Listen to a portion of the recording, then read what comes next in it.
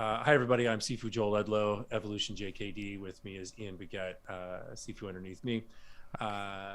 He's in Vegas. I I'm in am in Vegas. Winnipeg, and today marks the anniversary of the founder of Jeet Kune's birthday.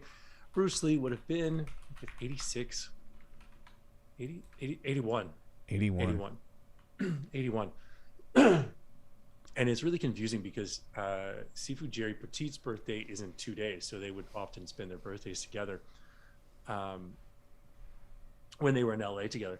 And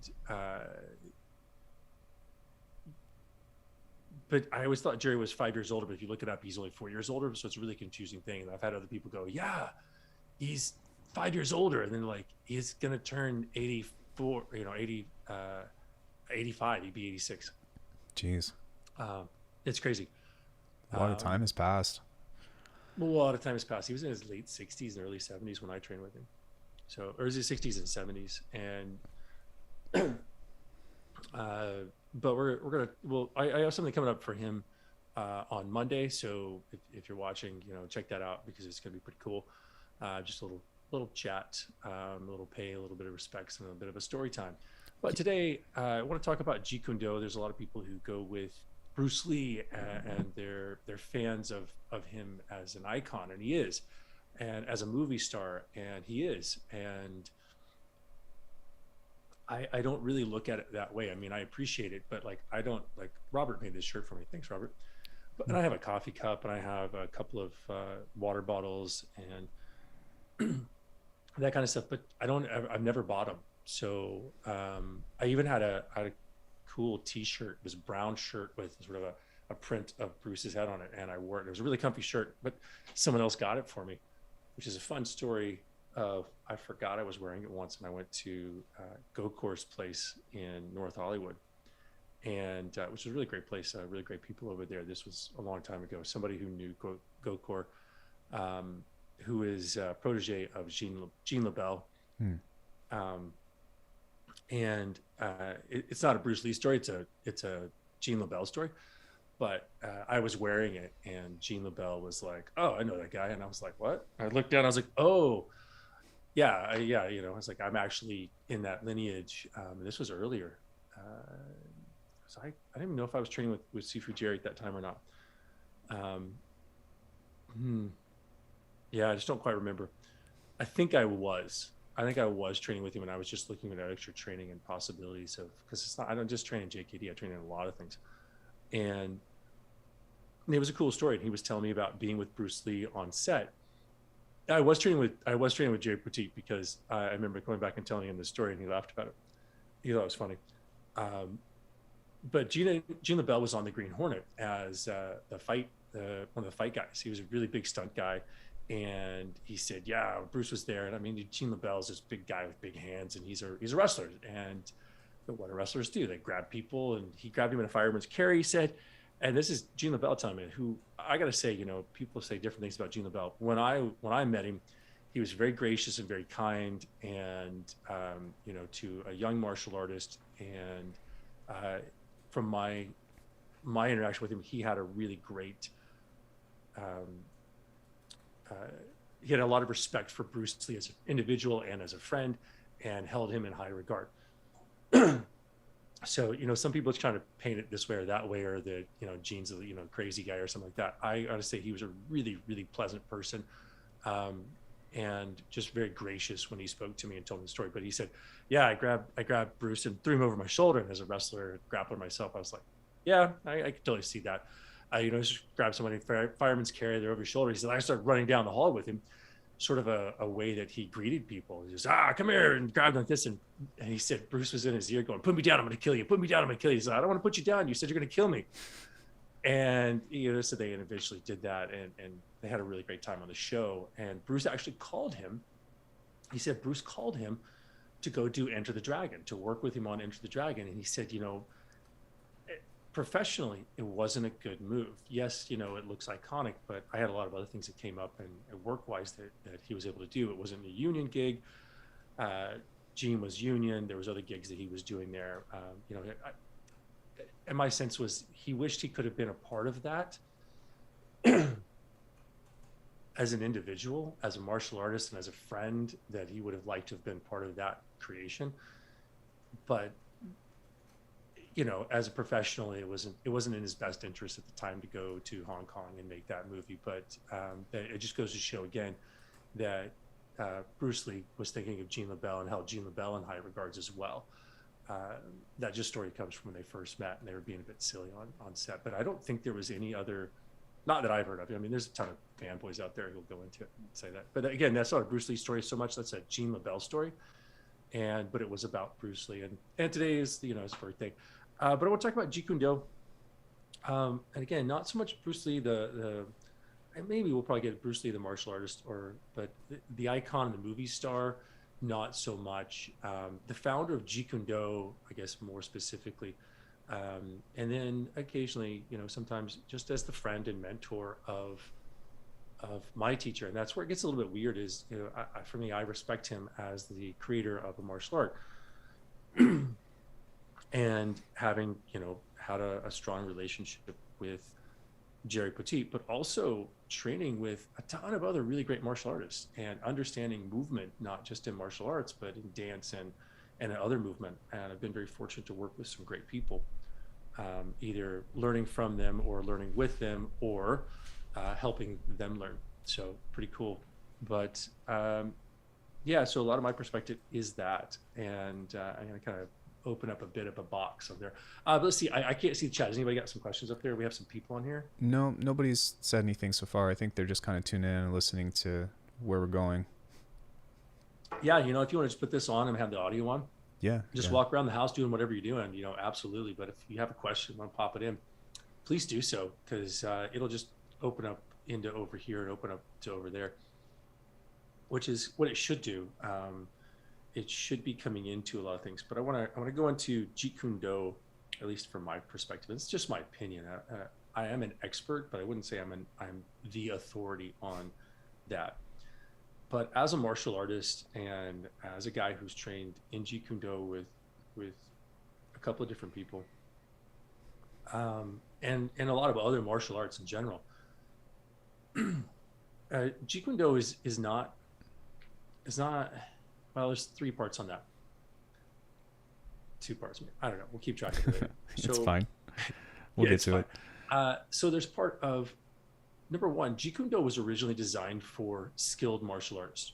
You're not coming from a place of, now this is the original intent.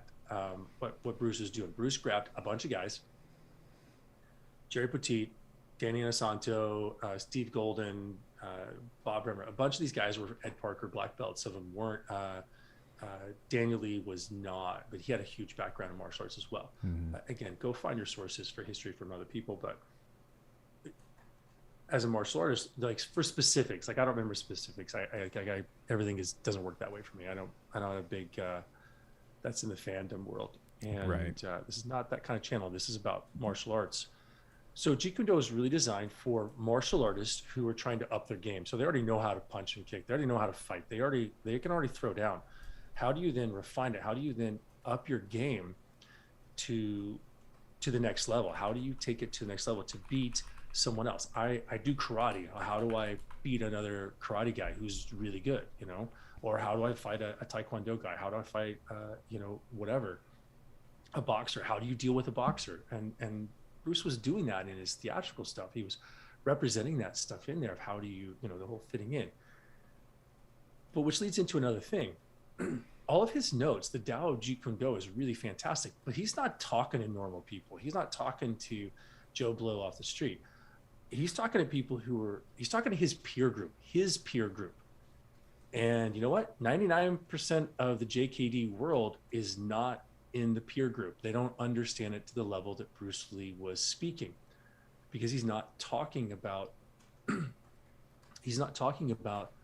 martial arts as a general to just someone trying to pick it up off the street. Right. Can you glean some information? We'll get to that in a second, because it is a second part of that, and it's what I actually teach most of the time.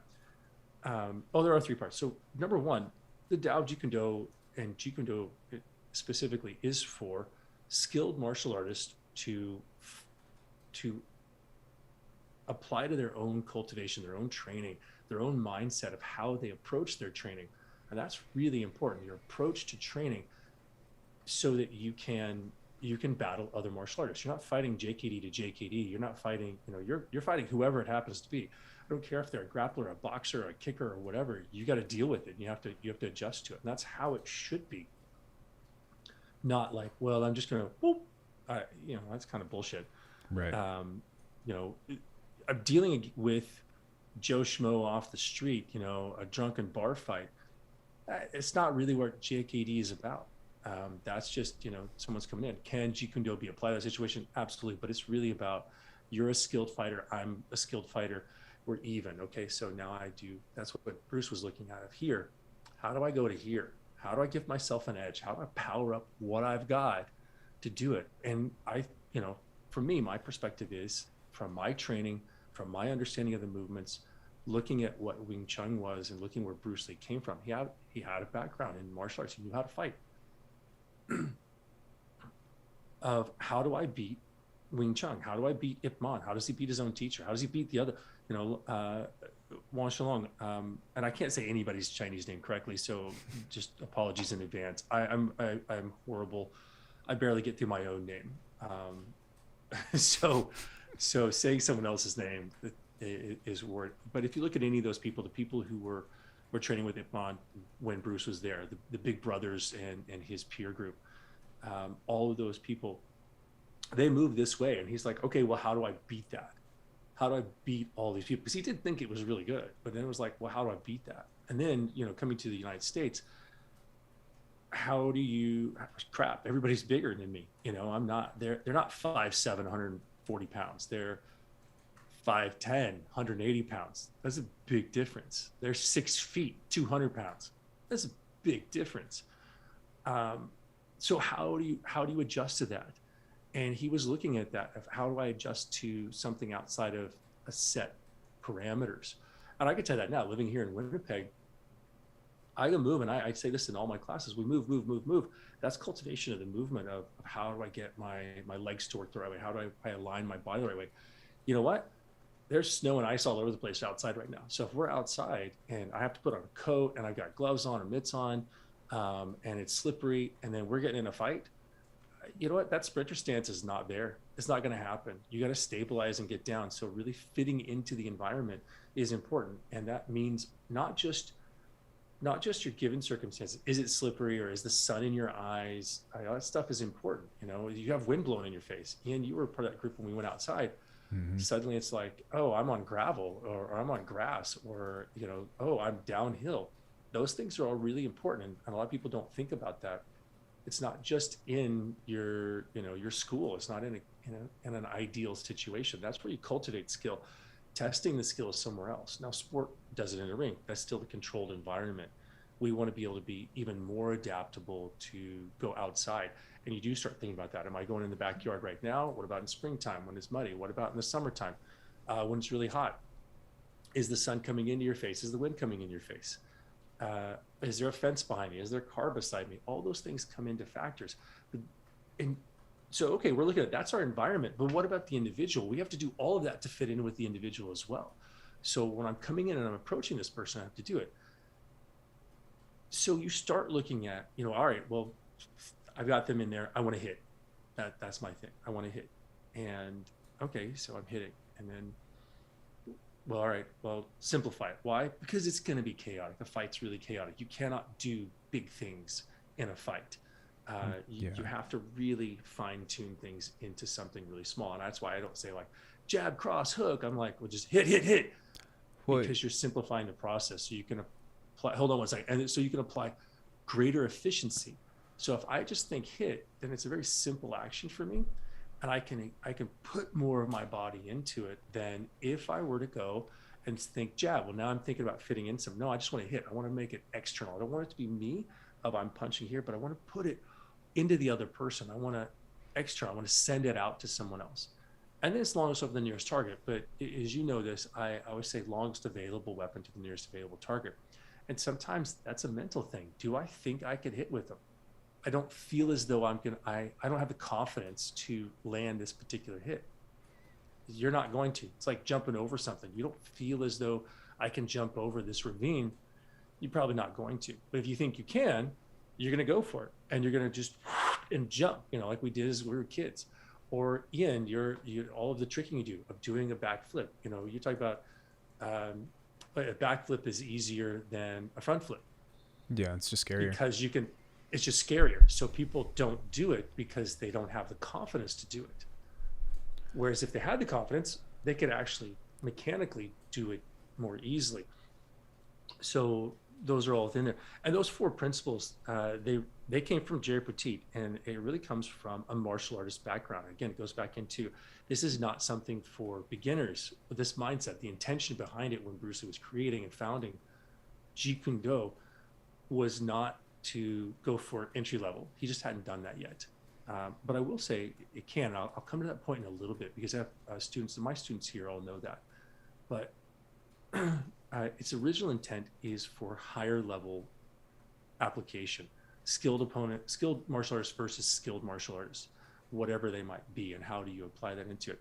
And Jerry Petit was a black belt instructor under Ed Parker and Kempo. So were a lot of the other guys. They were all really good guys. There's a lot of black belts in there. They all knew how to go and move. And he was trying to, sort it in his own mind. Sifu Jerry was, how do I what Kempo versus Jeet Kune Do, like, how do I know this, or boxing or whatever? And Bruce Lee, and that was a private conversation, and it was really impactful to him. He said it's simple, it's efficient, you're using the longest weapon, the nearest target, and you're always thinking hit. Now, over the years, that formula sort of inverted through Jerry Petit's process. And when he gave it to me, it was always think hit, simplicity, efficiency, and longest weapon, nearest target. And then I've added into that, and that was just, I needed to categorize it a bit better. I needed to have a little bit more detail in there for me personally as an individual. So coming through there, and we always hear people do the catchphrases of those things, but then they punch like garbage. That's what always surprises me. Like, you got to be simple. I'm only going to do one punch. Okay, sure. Your boat, you can do it. Which goes into another thing, and we'll come back into students who are maybe just starting out, but I want to cover this first. The difference between Jeet Kune Do as an individual, make it your own, take what you useful, all that stuff. You know what? You're right. You can absolutely do that. You have the ability to say, I don't want to do this. Bilji is my best friend. I don't need to do a jab or a cross. I don't need to do a hook. I don't need a screw uppercut. I don't need it. I need a front snap kick and a Bilji. That's all I need. You know what? Go for it. As a martial artist, absolutely, you can take that. As an instructor, no. And I think that's the problem is, one, people start as, they don't get far enough as a martial artist, as a student. They don't explore it enough, or they put that student aside. They get to here, they're like, I'm good enough. They put the student level to the side, and then they become a Sifu or an instructor or whatever you want to call it. And they start teaching, and then they go, well, for me, it's all just Bilji and front snap kick. And they don't allow their students to learn all the other stuff, to explore stuff. Because a Bilji, for me, might be great. And a Bilji is just a finger jab, just poke somebody in the eyes kind of deal. Very common, you see people in Jeet Kune Do. I mean, if you poke someone in the eye, it's kind of a bad deal for them. And it's a pretty easy one to do. But that might not be your jam. That might not be your thing. Again, I was training with a student and going with closed fist. Closed fist is actually novice level. And then you go into open hand, and then you go bladed open hand.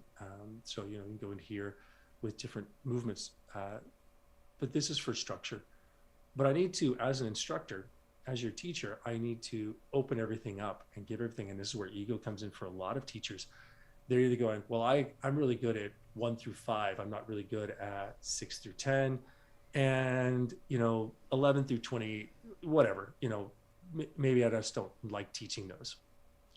So you're only offering your students 1 through 5.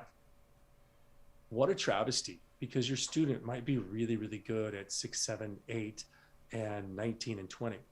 And they might be phenomenal at it. Just because you're not good at it doesn't mean that your student can't be good at it. And I think a lot of instructors' egos come into this, and one, they think they know everything, which is bullshit, because I sure don't. I'm learning every day. So I learn from every student all the time. Even from like 6-year-old kids that I'm training, I learn from them because they have a different different perspective. They challenged me to understand the movement a little bit more. I have to translate it from Joel through English into their language, into their internal understanding, so they get that aha moment, which is really cool. But I think a lot of instructors go, well, I have this, and my ego says I only want to be good at 1, 2, and 3, 4, and 5, and that's where I want to show off. I don't want to show weakness. I don't want to show that I'm not good at something, Right. or that I don't want to teach a student to be better than me, which I also think is horrible.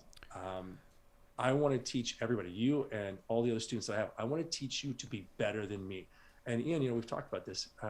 I'm, how much older am I than you? A lot. Almost 20 years. Almost 20 years? Almost 20 years, I think. So in 20 years from now, you should be better. The you in 20 years from now should be better than the me now. That's how it should be. And that's what I want to be working towards. Are you better than me right now? No, I don't think so. That's just, and No. will you be better than me in 20 years? No, Well, I hope not. I hope that I'm still growing and I'm still keeping ahead of you. But I hope that this is where I'm at right now. And this is where you're at, whatever that is, just, here's a level. And then over, 10 years from now, well, I actually want you to be, if I started here, I want you to be here when right. you're my age. I want you to be above, you can be up here if you want to. I just want you to be higher than me. I want you to understand this better than I do now. And Go ahead. I'm sorry. I was just going to say that there are two things that I wanted to touch on before you moved on too quickly. The first thing is that in regards to like teaching stuff that you're not so good at, one benefit that I hope that, if any instructors are listening to this, regardless of what you teach, is that it's an opportunity for you to revisit something and give yourself an honest look about where you're at and where your students are at if you know the structure well enough. If I'm garbage at a hook kick, but I can teach a hook kick to someone else, and then I can start to see all the things that, like, I see someone else making the same mistakes or things that I'm weak at, then that can be an opportunity for us to refortify that together. And then the other thing that I wanted to point out was that in regards to us matching skill level over time, there's also a matter of what does it mean to be better? What does it mean, to... So the cumulative better. Right. There's going to be things, there's going to be elements, like all those different elements where you use an example of like 1 through 20. 1 through 5, I might still be better than you on that, but you're better than me on 11 through 20. And, right. We were the same on 6 through 10. It's just an example. So, but cumulatively, you look at it across the board, elevated. And it is sort of a subjective thing to come in there, but going in with what you were just saying, you should be looking at everybody, and I'm going to cite two things that add to what I was just saying of I learn from everybody. It's always open-ended training, and I'm always learning as a student. So one is I was training in a different martial art, it's taijutsu, and there was a guy who said, he was a black belt, and he said, I had a white belt come in and was training, and he said, they asked a question or they made a comment about a technique. He says, a technique I've been doing for years and years. And they had a different perspective because they came in, not in, I'm doing taijutsu, I don't have martial arts. I'm like, hey, I'm brand new. And they had a question about a movement just as a human being. And he goes, I was floored because I never had that outlook for that technique. And it completely changed how I looked at the movement. And my whole perspective shifted, and it opened up so much more possibility. And that's how, as a student and as a teacher and as a fellow training partner, that's how you should be doing it, realizing that your partner is going to gain from you. So whether, I always just say, if you're doing punches, go find the classmate that's the best at punches. If you're going to do grappling, go find the partner that's best at grappling. And that's a personal experience for me. I got into wrestling with a guy named Rodney Keener. He convinced me to come wrestle, mostly because we're going to have sleepover events.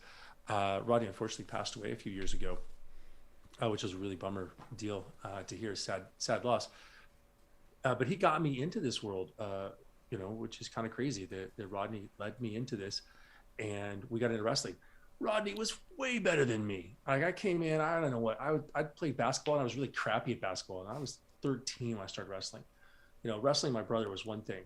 That was more me just getting thumped on as a younger brother. But then I got into wrestling, and it was skill and technique, and it was a feel, and it was everything that came from that aliveness. And then wrestling outside, I got really pretty darn good at wrestling because my training partner was really good. And it goes into the same thing that I do as a teacher now. I always train my students to the best of their ability. But there's another one. It's from a book called, and I reference this book a lot because I really think it's a great one. If you haven't heard me say this before, The Warrior Elite by a man named Dick Couch. He was a previous he was in I think 1970s. I haven't looked at his bio in a while, but I think he was Vietnam era SEAL team member. And then he was talking about sort of his history, and then he covers, it's like the forging of SEAL team. Book is downstairs actually, like 223. And this comes from a book written by Marcus Luttrell, who was a SEAL team in Afghanistan. I think it was Afghanistan. Again, I haven't read that particular book in a long time. Like 15 years ago, I read it. It was an interesting story. If you haven't read that, it's called Lone Survivor. They made it into a movie too. I haven't watched the movie. I read the book. But which that then referenced this book called The Warrior Elite. And because he's like, I can't remember everything. So I actually referenced this book because Luttrell was in that particular Buds class. And it really talks about the ethos and the mentality of doing everything. And it really goes into what Bruce Lee was already talking about in there. So Navy SEALs have to be, they run this much, they swim this much. And I've known a couple of young men who were training for that and going in. And they swim and run and physically fit because you have to be here. And that's the thing, is you have to be at this level. And that's what Bruce Lee was talking about. And I remember being a young martial artist and be like, we're getting warmed up, and then you go do class, and it was like, okay, well, when the shit hits the fan and you actually have to use this for real out in the world, like, what do you do? Like, I mean, how do you warm up? And the answer is you don't. You're just always in a sort of state of readiness. Now, when you're warming up, especially, I was doing a lot of sport training back then, you do want to make sure you're stretched out because you're working out for an hour. You're not working out, you're not fighting someone for 10 seconds or 5 seconds. Yeah, you have the luxury. You have the luxury, and you want to avoid injury. And then you're trying to increase those gains. But, on the street, you should just be ready. It's just going to happen. It's like, just take off and run at the moment. If you have to just be suddenly put into an emergency situation where you have to run for help, whatever that is, then you just have to be able to run. You can't be like, hold on, I know my wife and kids are in the car and they need me to go run over to this house and get some help, but I'm going to stretch first. Yeah. Oh, you're not going to do that. You're just going to run to the house and do what you can. If you're crazy, you fall into the water or something. You don't go, oh, hold on a second, I haven't done my warm-ups. You just have to swim, right? You're in a boat and it capsizes, you're in the water. You don't have the luxury to do the warm-ups that, professional, like Olympic swimmers would do. Right. You just have to swim. And that's kind of the idea behind all this. And Bruce Lee understood this of being to this level. But in the Warrior Elite, one thing they were talking about is this relationship between instructors in Buds, and that's the Navy SEAL training. Their level up here and these guys here. So they wanted to always up. And it was a very cool perspective of the Navy SEAL members. Sorry if I'm saying the incorrect thing, but all the SEALs themselves, everybody on the team, wherever they were in the strata, they're always trying to make the Navy SEALs, the whole of it, better.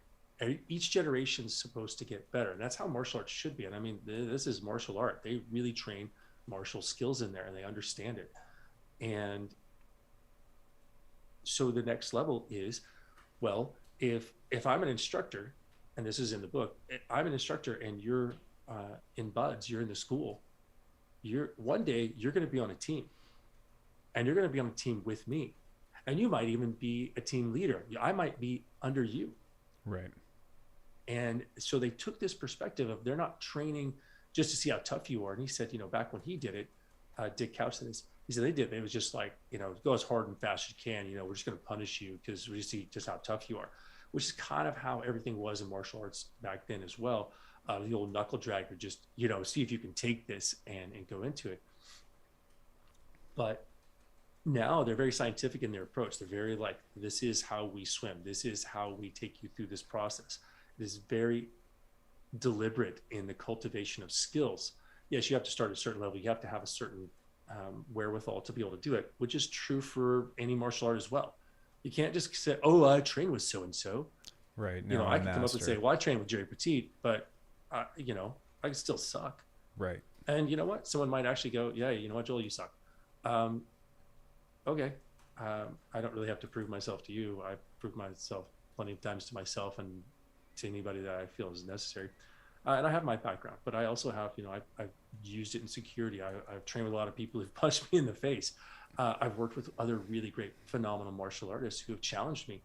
And so Jeet Kune Do is a cultivation that goes into that. But for me as an instructor, I have to give you all of the information, not just what I might have used. So if a SEAL team member might have been in a particular theater of somewhere here, like here in Winnipeg, where it's cold and tundra, and they do all this different training. Well, I never did a tour in the desert, so I'm not going to teach you about training in the desert. Right. Well, that seems pretty flippin' stupid, because what happens if a SEAL team is deployed to the desert? That information is then lost, which goes back to what I was talking about. Well, I only use this much, and you're throwing this other part away because you've never applied it. You've never used it. Either you couldn't figure it out, or it just didn't apply to your particular given circumstances as a person. There's lots of people, like when I lived in LA, the likelihood of me being in snow and ice was pretty minimal. Oklahoma, yeah, there was. And same thing in Tokyo, like I was around snow and ice when I went to Kyoto. In LA, it was only when you went snowboarding. If you went snowboarding, you're around snow. Otherwise, right. Mammoth or Big Bear, and that's pretty much it. Yeah. That's you're taking a car ride up with your friends and snowboarding, and it was the whole deal of, can you snowboard in the morning and then come back to the beach and rollerblade on the beach in shorts and a tank top? Well, it does. This does bring up a question though that I have. I mean, because I think that in order to be a teacher or a proficient teacher, like you have to have a degree of skill and a degree, like a wealth of knowledge to offer. But in the terms of, let's say, you are trying to use your students as a platform for exploring new things that you may have just learned or something, is there a way to present that? Or is there, what are your thoughts towards saying like, hey, I just did this in class and I don't know it very well, but we're going to work on this and we're going to explore, without necessarily putting out the mentality or the ego of, I just learned some stuff and now, you know what I mean? Now I'm a master at it. Yeah, I do. I think it doesn't really happen with me the way that happens for me that I find. Sometimes people come up with questions, and I really sort of, for me, I try to create an environment where I say, look, I don't know everything. I'm here, but what I am going to do is I'm going to give you a framework to work in and explore for yourself and with your partners. And naturally, when I set that dynamic up as a teacher, as a guide for exploring and understanding movement, then what happens, natural byproducts are someone goes, oh, well, what about this? Oh, look what I found. And then, we'll stop class. Hey, look, so-and-so did this. Oh, look, or someone goes like, they're taller than me. What happens now? Well, okay, let's look. Well, you could do this and do this and this. Well, they're shorter than me. Oh, they're bigger than me.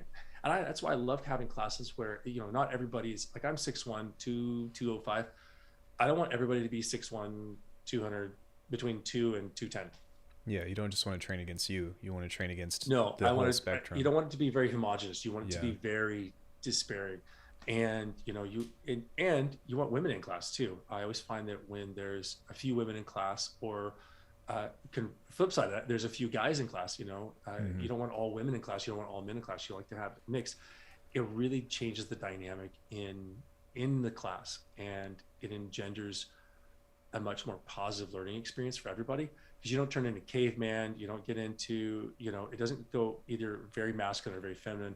It goes very martial, and right. Everybody really opens up, and I think it naturally opens up the perspective. Same thing as if you have someone who's taller and someone who's shorter, someone who's really big and strong versus someone who's really slight.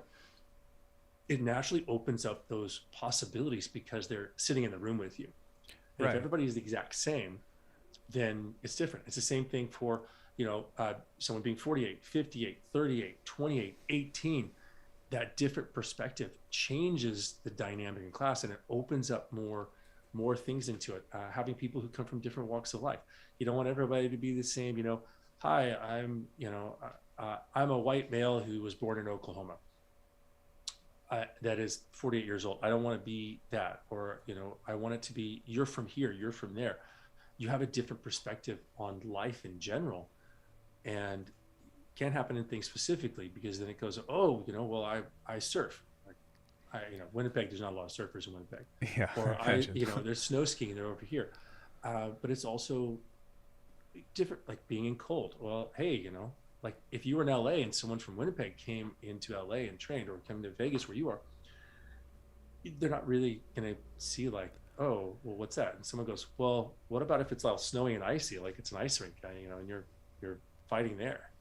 And the thing That's going with to change that, the perspective on that. yeah, Right? and what I take away from class whenever, I was taking class normally from you before we got to where we are, the thing about having such a diverse thing is it's twofold. On one end, like for me, I was almost always the smallest person in the room. So I went to find Ken Roddy, who was like, what, 6'1", Ken's giant. 270 or something.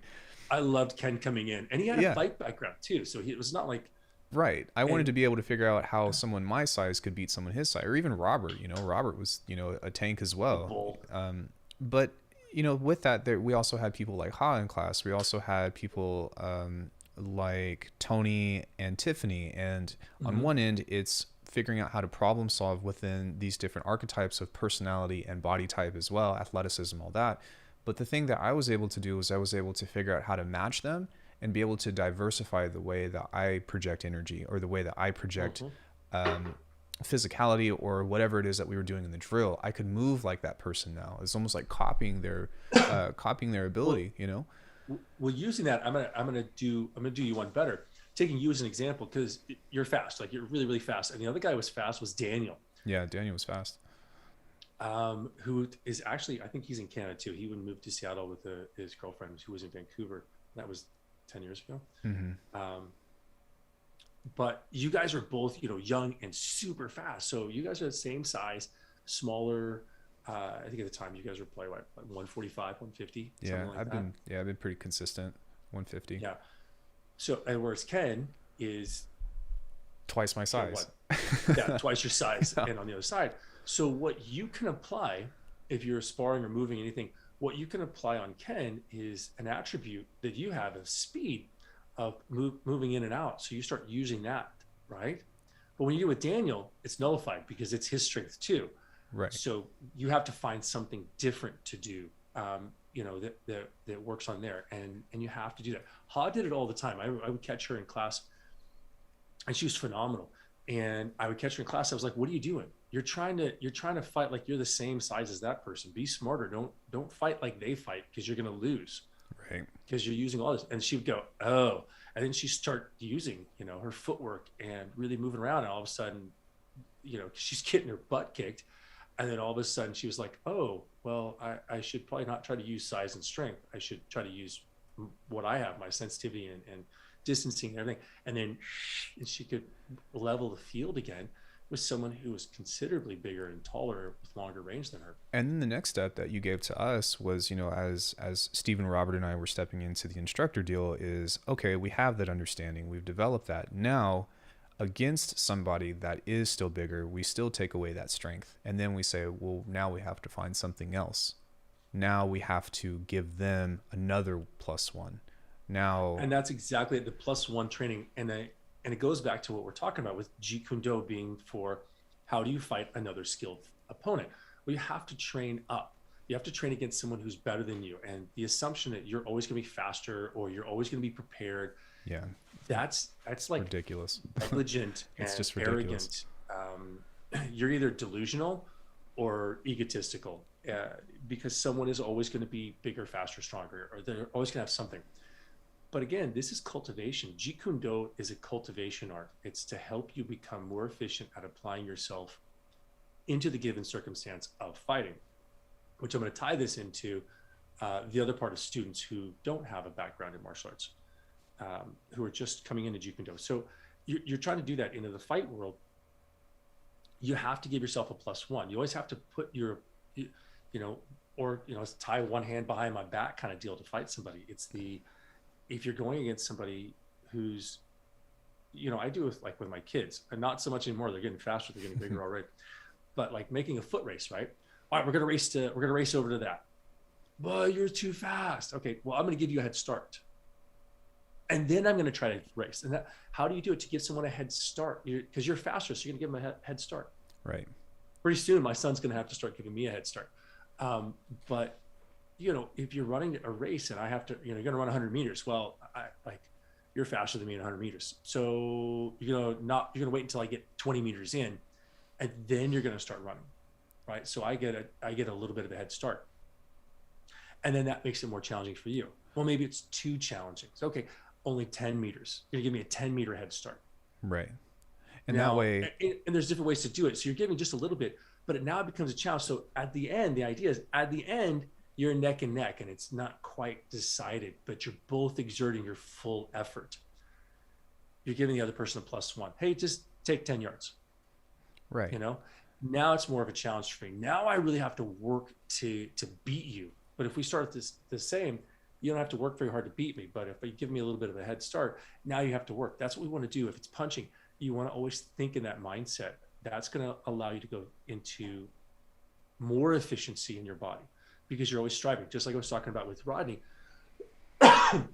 Rodney was always better than me as a wrestler. His skill was always better than me. I was a little bit bigger than him, not much, but a little bit. Not enough to make it really a big deal. His skill was a lot more than mine. But what it did is it increased my feel and sensitivity very rapidly, because I was trying to keep up. I was always under pressure. When I trained with Jerry Petit, I was always under pressure to get better. And the same thing when I trained with a lot of other really amazing martial artists. I was always striving to their skill level, whether it was an instructor or a classmate. A lot of times classmates that way. So when I teach now, it goes into our other thing of students who don't come from a martial arts background, who aren't skilled fighters. Well, can it be used for them?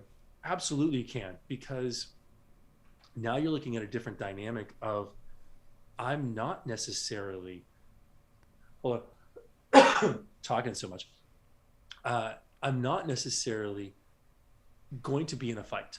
I'm not necessarily, because you know what? I'm 48 years old, and you know, this is what some of my students are. They're in their 40s.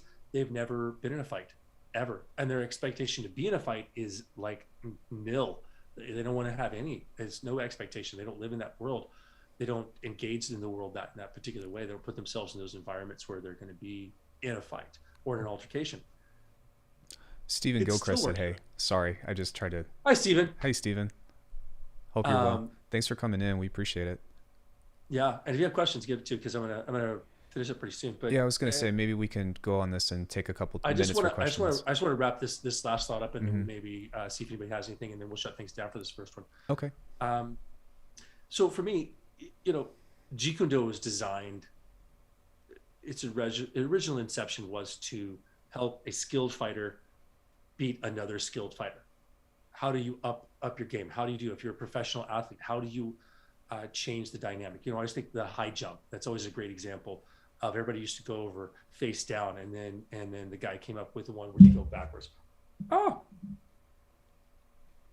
hold that comment one sec, Chanda, and we'll get to it when we're ready for questions and answers and stuff. But thanks for coming in. We appreciate the comment. I think Sifu Joel disconnected his headphones. I totally just pulled it right out. I got all excited and just pulled it right out of there. It happens. So, you know, and I totally can't. It's like the Hipple or whatever. It's where the guy does the flop, something flop. Mm-hmm.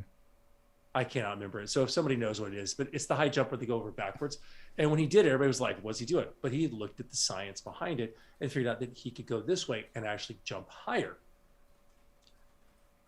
That's what you're trying to do, is how can I jump higher? How can I go better? Runners do the same thing. Sprinters do it off of the blocks. How do they get a better sprint? Because I'm beating someone next to me, and we're talking, you know, milliseconds. That's the difference between winning and losing. Swimmers do it all the time. You know, even in engineering, of building, high efficiency cars or planes. They're looking at the streamline, with the wind tunnels in there. How do you make something more efficient in there? How do you work on lift and drag and thrust and do it? We need to be doing the same thing. And Bruce Lee was doing that. Just yet again, martial artists have been doing it for our whole time. Whether we were, sticks, picking up a stick to fight some creature off, goes into a spear, puts Right. on a spear, a sharpened stick goes into a spearhead. We've been doing this for a long time. How do we make ourselves more efficient? How do we beat, a wild animal? Okay, how do we beat someone else who's trying to take our food or our shelter, or kill us off? And then, more modern society, how do we do that? Okay, so then what happens when you don't have those things? What happens when you live in a society where you don't have the threat of a wild animal? You don't have the threat of another human hurting you, when that threat's just not there. Jeet Kune Do can still be applied in that case, because it's still looking at efficiency, and you're still looking at one of the best things for me is problem solving. I was going to say, There's a problem here, and someone's punching you. Well, that's a problem. uh, you can get hit in the face, well, or you can evade, or you can move. How do you deal with that problem? And it's a fullness of your body. That's why I move so much. I can't sit and just be here, right. I'm attached, as we know. But if you're applying yourself fully to something, then it's mind and body together, and then your emotions are connected to that. You're going to use the fullness of who you are applied to the practice of problem solving. Then you're just becoming efficient at problem solving, and it becomes a more general thing. It's not a very specific to a jab or a cross or a punch or a kick even, or even an assault, but just there's a problem. So now you start applying yourself into, okay, I'm going against you. Whoa, you're too fast. That's not going to work. I have to try something else. I get to practice trying another thing. Oh, you're too big. I don't want to get in there because you're going to grab a hold of me and you're going to crush me, whatever. You're really good at grappling. I don't want to do that. You're cultivating aliveness in the moment. Yeah, you are working on being in the moment as fully as possible. And in martial arts specifically, that's crucial. But in life, sometimes we're not, especially, we're on our phones, and it's hard to just stop, what's the old thing of, yes, we want to listen to stuff, and yes, we want to engage in things, and we all use them as part of our world now. But sometimes, just look at a beautiful sunset instead of taking a picture of it. Right. Be in the moment. Don't try to just capture it, I try to do both, but sometimes it's just, just sit. I had lunch with my son today, and you know what? He sit on my lap, and it was like we were talking, and we had phones out for a little bit, but we were eating lunch, and then we just cuddled, and it's just holding him, just being in the moment, even if it's for a few moments. It can really solidify your life. And most of my students now really go to that one. I would say 99% of my students really focus on that aspect. Even if they were looking at self-defense or fighting, or just Bruce Lee fans, when they walked in the door, what they find very quickly is they can apply the problem solving and the aliveness in the moment, and the presence and the being in the moment, as opposed to doing something in the moment. You can just be in the moment. And that was something that I got from Jerry Poteet. Do you remember one of the first questions that I asked you when I first started training with you? It was a long time ago. A decade ago. It was one of the first classes that I came to, and you were like, it's all about who's better in the moment. And the first question that I asked you, I think after class, was, okay, well, how do you be better in the moment? How do you win in the moment? And thus, that kind of set the precedence for all the stuff that we've kind of talked about today, and which is kind of stems back to the same deal, which, I don't want to get too far into because we should try to wrap up soon, but yep. It doesn't make sense to me having that mindset, having that philosophy, and then being like, oh, but we don't do energy training. Oh, but we don't do sensitivity training. Oh, Bruce doesn't use any of that stuff. Every single martial art has something like that. Every single one. I've trained every sport and every martial art that I've trained in, and even the dance. It's all about sensitivity. Any physical movement that I've done, and I've done a lot of it, and I've been around a lot of really skilled people who've done things that I haven't done. There's always some sort of sensitivity, because sensitivity is just awareness. Right. And if you don't have awareness, especially as a martial artist, if you don't have awareness, then, it's like, I don't see you. I don't, close your eyes in the middle of a fight. I don't want to know where my opponent is. that seems ridiculous. We want to know as much information as possible, and then work on processing that information as quickly as possible in the moment, so that we can react in the best possible way in the moment. And then we do that in the next moment, and then in the next moment. So you're gathering information, processing that information, and then reacting to that information as quickly and efficiently as possible. Yeah, Trondheim says that's Jeet Kune Do. Yeah, Trondheim says kinesthetic awareness, which like I absolutely agree with that. There's a lot of different main like pieces of awareness that you build into that, right? Kinesthetic would be being able to detect motion and movement or sight and sound, but then you also have to have the tactile of being able to feel where somebody is in case if you don't have the ability, or let's say, you know, your vision is impaired or your hearing is impaired, you can still feel where somebody is and be able to navigate them, because we all have, you know, arms and legs. And actually, when you get into it, so there's two parts on that. So the tactile, people who tell me that tactile, oh, we don't do that. I'm like, yeah, that's ridiculous. Like, as a fighter, as a martial artist, I have no respect for you at that point, because I just don't see how it would be in there. Would you might have a goal of just hitting? Yeah. But to have more awareness of, like, if I'm making contact and I'm just grab a hold of somebody, right? Right. Well, you've got a friend.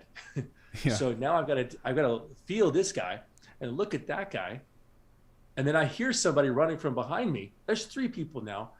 I don't want to, you know, it's like, put on headphones, close my eyes, and then don't touch anybody, and then fight three people. No, I want to use all to be of those successful. Like, no. And you have to cultivate those. I do it all the time in class. Bruce Lee did it and understood it. The clap, the startle effect.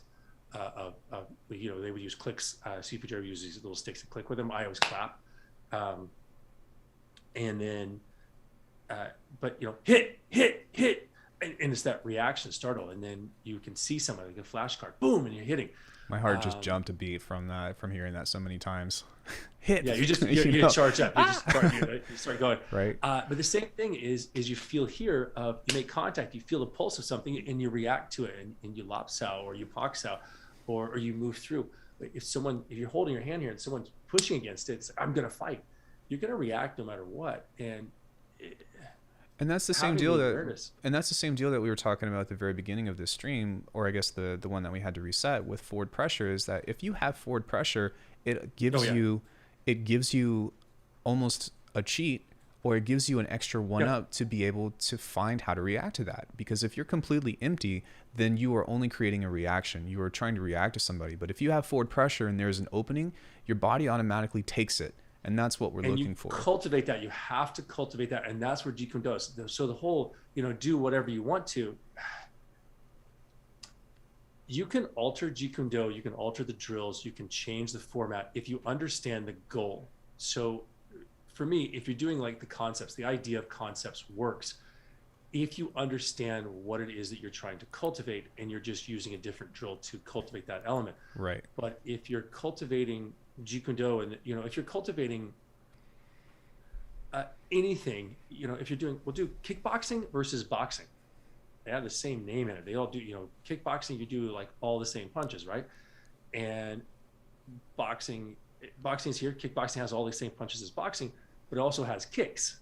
Right. It changes the dynamic, because you're not going to approach that training the same way. You're going to spend an awful lot of time on kicks. Whereas if you're just boxing, you're not going to train anything for kicks. You're not going to train to defend those kicks. You're not going to train to actually strike with those kicks. You do everything for your hands. It changes how you develop yourself as an athlete. If you're swimming, you know, if you're going to do a breaststroke, you might not do freestyle or the backstroke. And just if you're not going to do the backstroke, why waste time doing a backstroke? You know, and keeping things relative. Sorry to interrupt you, by the way, but we were talking about this earlier about problem solving and stuff. Like, our challenge to everybody that's viewing out there, if you haven't done so already, is to go back and look at, you know, these different martial arts that you might be interested in training in, and look at what problems they were solving back then. You know, look at the geography, look at the weaponry, look at the kind of tactics that were relevant towards that time. And then try to use that as training to understand that they were solving very specific problems that were relative towards, you know, combat, because combat doesn't show itself in the same way every time. You know, it's a very diverse ability. If you're taking Okinawan karate and you're looking at these big stances with these big heavy power, and like if you see real karatekas, like they hit really hard. versus maybe sport where they're not hitting as hard. Sport is going me against you. We're both doing sort of the karate thing, and we're coming here, and it changes the dynamic a little bit depending on what the individual rules are. And sport is basically sparring. It's a good challenge. It could be really rough sparring, Right. but there's a scale for points versus full contact. Full contact, they're still sparring because there's still a mediator in there. You still agreed upon certain things that you will and won't do.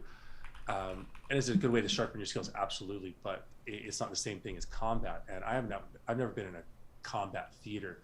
I've also never been in law enforcement in that thing. I did security in LA for years, Right. which is its own entity. You think of it differently. So coming in, if you have a firearm, it changes your perspective on how you would approach it.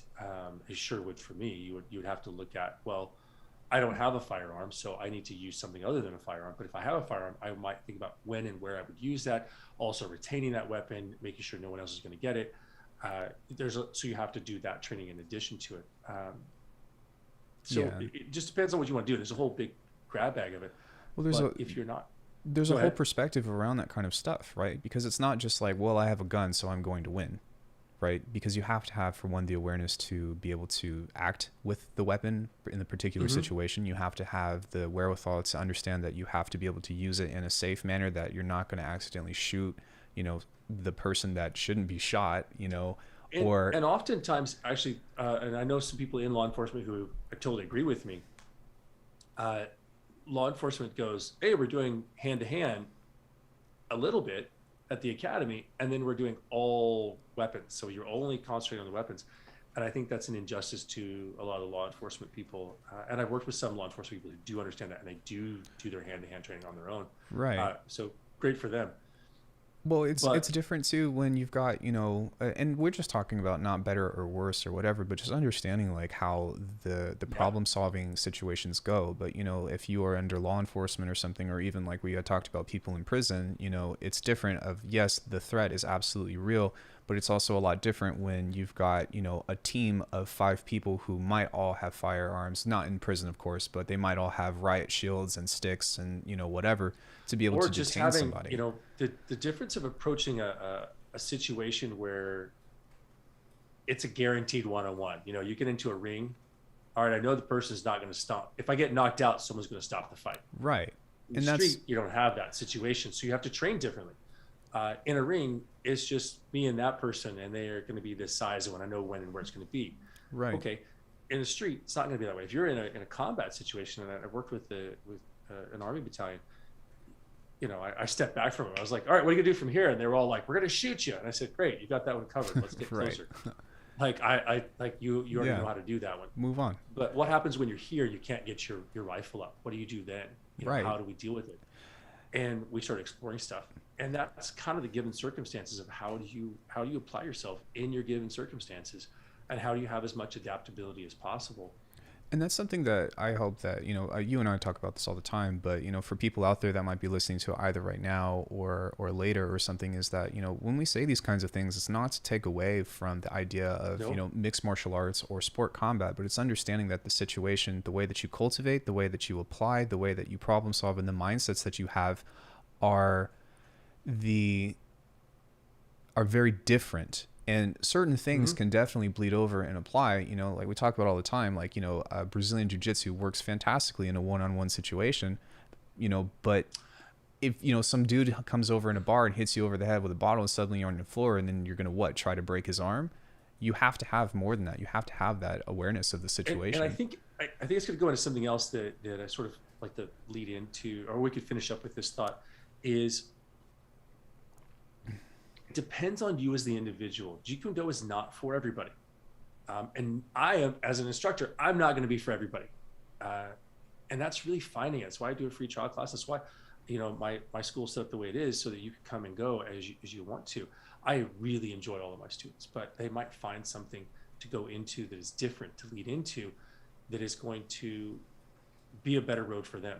People choose different types of dance. We all listen to different types of music. You might play different instruments. But just because this instrument is really, really fantastic, playing the violin is great, but that's not your instrument. You could play it, and I might be a great teacher, and you might have a great, instrument for that, but it's not your thing. And you're not going to be a great musician because it's not your thing.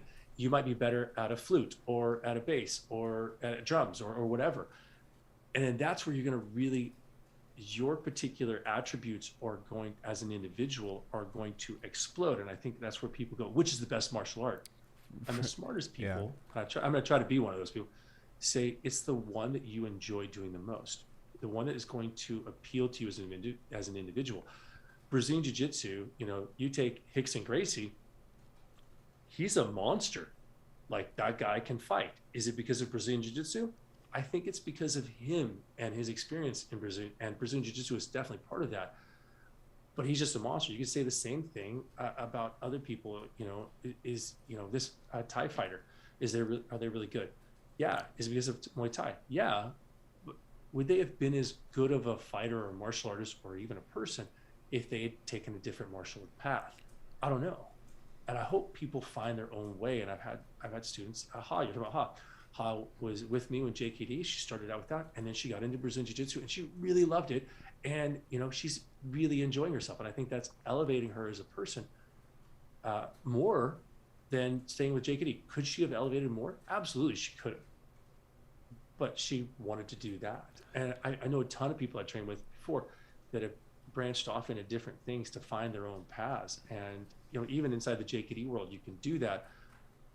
But for me as an instructor, one of the things is you have to make sure, as I branch off into things that I really enjoy, that I don't deny the next generation the opportunity to make the same choices that I did. Right. So I got to make the choices. I was given the whole board, or as much of it as could be presented to me. And then that's the same thing. I'm trying to present as much of it to the next generation as possible. It is a challenge to do, but I'm not going to intentionally cut something away. Right. I'd say that there's one thing I've intentionally cut away as far as drills that Bruce Lee did that were passed down to me that I don't teach, because I teach in a different aspect. Which you're still covering the information, but I'm still covering the information, but it's literally one drill. So Trondine had a question, which I do want to get to in just a second. But one thing I was going to say, just to kind of conclude with that entire thought, was that, I really love the analogy about playing instruments and stuff. But the other thing that is really important with that is that it also teaches you it also dictates how you problem solve, right? If you are a classical pianist, then you think about making music as a pianist. If you are a guitarist, then you think about playing music as a guitarist. And so the way that you get to the notes is very different. The way that you get to making the whole thing is a very different process. I'm going to also go into that with mixed martial arts, and what a lot of people get into. And I'm going to have some guests coming up in the future. Mm-hmm. That'll be really cool, and we'll talk about some of these subjects. That were instructors of mine and some other people that I'm wanting to bring in on do some things with. So yes, in the beginning, you're going to play this instrument and that instrument, and you might play 2 or 3 instruments. Some people play 3 or 4 instruments, but if you're going to get really, really good, usually you kind of fine tune. Doesn't mean you can't dabble on the other one. But what we want to think about, my perspective on mixed martial arts, is what you were coming at. I'm just going to extend your idea, Ian. Mm-hmm. Of I'm playing whatever. You're playing the piano, I'm playing guitar. Okay, well, it's not me going over, well, let me go learn to play piano with you. I might do that, but then what I really want to do is go, all right, I'm not going to get that good at piano, all right, but I'm really great at guitar. I'm not, by the way, but we'll use it for the example. I'm really, really good on a guitar, and you're really, really good on the piano. I'm not going to be at your level on the piano, but I could be my level on the guitar and then learn to play with you. Right. How do I learn to play with you as you're playing? How do we your style of music? You're classical, and I'm playing punk rock. How do we fit in together? How do we learn to do that? How do you take someone like Jack White and put him with even like Elton John? How do they play together? As or Liberace. You want to go back to somebody else? Go back to Liberace. How do they play together? How do you put those talents together? And as an artist, that's why it's martial arts. As an artist, how do you learn to work with others. And for me, that's it. So I go with you and play with you. Not only are you playing with a different instrument that I have to learn to coordinate with, but also you're your own unique self. And then what do? Now I'm going to go play with somebody who's on a trumpet, and then someone who's on a cello, and now someone's over here on a flute. Then it's another person on a flute, then another person on a flute. They're not going to play the same. Right. How do you do that? So you even see it in dueling pianos, where one person plays this type and one person plays that type of music, and then it sort of different feels. But then you also can get, you're a piano and I'm a guitar, and how do we play together? And bands do it all the time. They have to figure out how they do that, and and that's sort of like jazz. Right. And that might be a way to think about it, is jazz musicians do it all the time. You've got a trumpet and a guitar and a piano, and they all sort of have their own groove and feel. And They to just hear some improv. they improv, but here's some of the great jazz musicians talk about playing with other great people. Even getting up there a guitar like B.B. King, and letting them play, and other musicians talking about being around these people and how they would just. It's really great to hear how musicians do that, and really high level musicians who spent hours and hours and hours and hours and years refining how they express themselves through the medium of music. We do it through the medium of punches and kicks and whatnot. Yeah. So, let's go with any questions that anybody has. You said there was another question? Yeah. Well, he said it was rhetorical, but Trondan says, do you have the intent / the killer instinct in you? Like, can you turn it on and off? And he had a second comment that says, like, it's rhetorical. It's another attribute. Dan the accountant with no intent and lots of drilling won't make it. Wait, say that all again. So he was saying, like, about like having a killer instinct when, you're being pressed in the moment of having, the animal in you, of being able to exert violence or be able to act in a violent way. And he was saying that he doesn't, I think that he's saying that he doesn't think that, somebody without it can cultivate it just from drilling. And no, I understand that question, and I would yes and no. I don't. I Right? would say yes and no. I think everybody has it. I think some people have it to greater degrees and some people have it to lesser degrees. And I do think that drilling, I think there are ways to cultivate it. I'll use myself as an example. So while I did have it, and I don't know how much, so it's a bit difficult. Like, did I have it as a kid? Yeah. Did I express it? And that might be the thing, is the willingness to express that changes because you start understanding where to express it better and how to express it. And now I'm pretty good about, like, pardon my language, but no, I'm not going to fuck that person up, because, like, I might want to, but I have to actually restrain myself so I don't go after and just hurt somebody because it's triggered off from years of cultivating that. So I actually do a little bit of strength. Whereas when I was a kid, you actually had to cultivate that. So, like, when I was wrestling, you had to come into where you could ignite that and go after the other kid and exert myself more fully in a match so that I could win. And the same thing when I played football, and then same thing if you're performing, Right. Ian, you've done a lot of performance. You have to sort of cultivate a mindset to go, all right, I'm ready to go, and go. You're on stage and you have to be there and you have to perform, whether it's sport or performance, you're performing at some point. Same thing, honestly, when my kids were born, you kind of know when it's going to happen. You kind of go there, but when it's happening, it's just like, okay, you just got to go. And all your preconceived notions are sort of out the window, especially on your first kid. You don't know what you're doing. Well, I didn't anyway, even though, it was all this study stuff before, but it's just like, okay, well, you're in the moment and you're going with it, and you're doing what you're doing.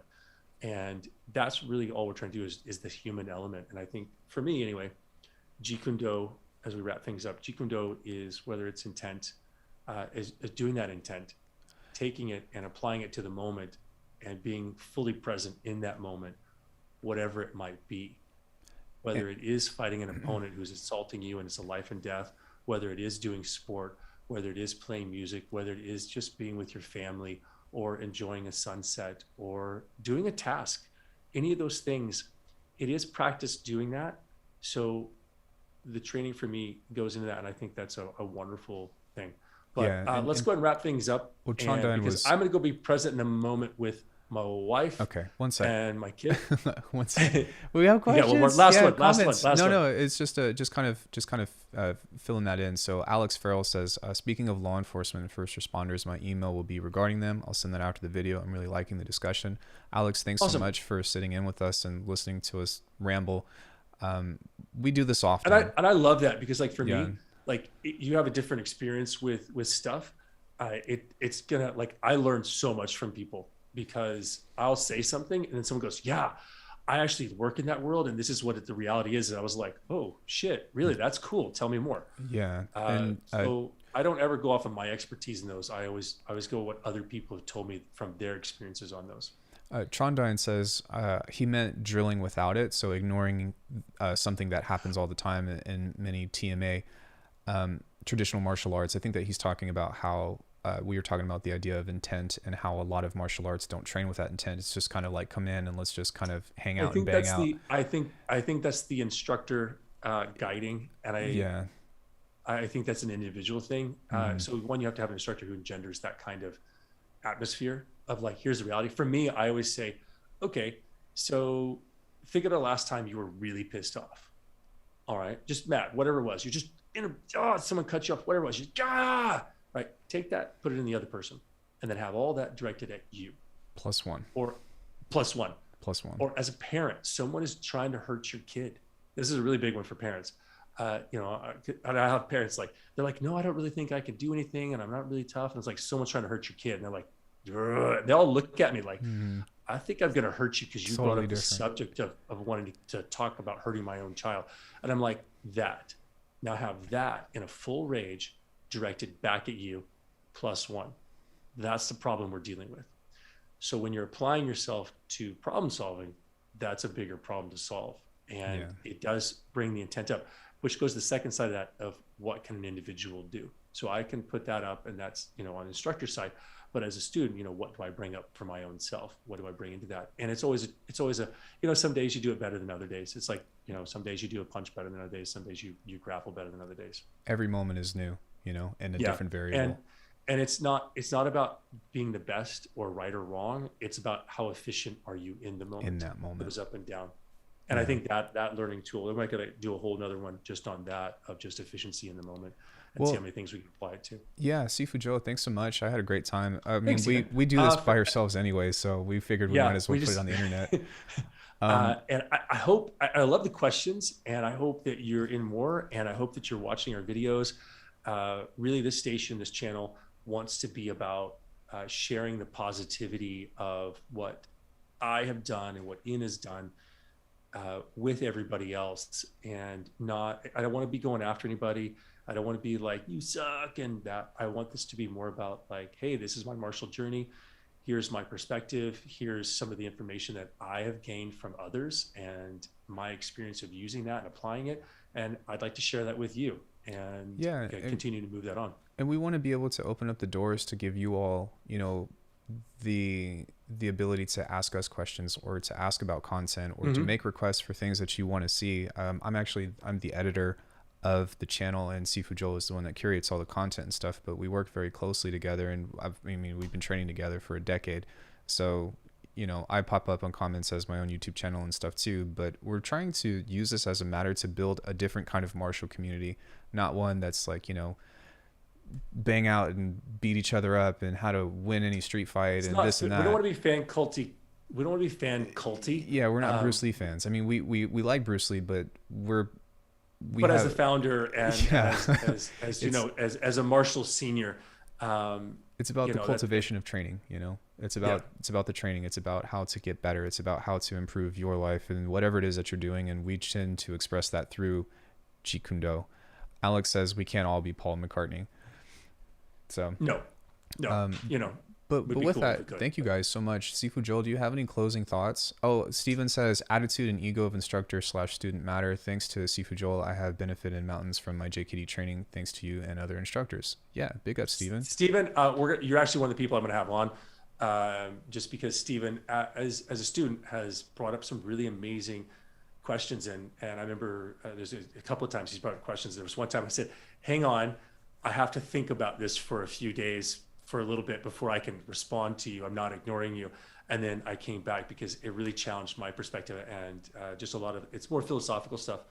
And they've been really fantastic. And I love all those questions. So don't feel as though, I'm somewhere else. I'm just a person. I have my expertise and my experience, but so do you.